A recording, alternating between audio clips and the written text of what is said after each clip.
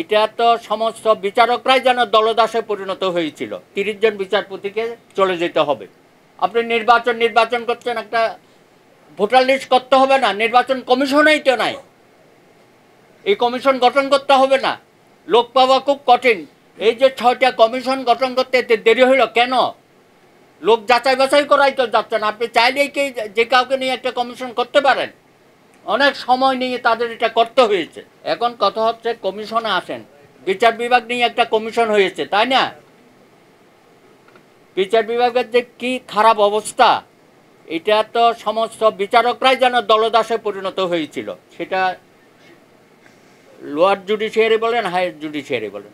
এখন আবার আমাদের মধ্যে স্লোগান উঠছে যে 30 জন বিচারপতিকে চলে যেতে হবে, অবিচারগুলো তারা করেছে।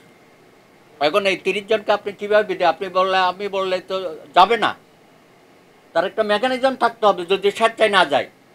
সুতরাং আমাদের একটা জুডিশিয়াল কাউন্সিল ছিল, সুপ্রিম জুডিশিয়াল কাউন্সিল, যেটা হাসিনা বাতিল করে দিয়েছিল।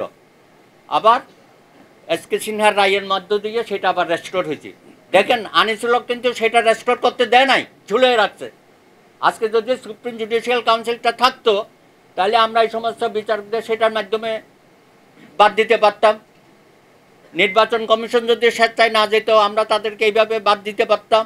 পাবলিক সার্ভিস কমিশন, দুদক, এদেরকেও কিন্তু সুপ্রিম জুডিশিয়াল কাউন্সিল ছাড়া বাদ দেওয়া যাবে না যদি কেউ স্বেচ্ছায় না যায়।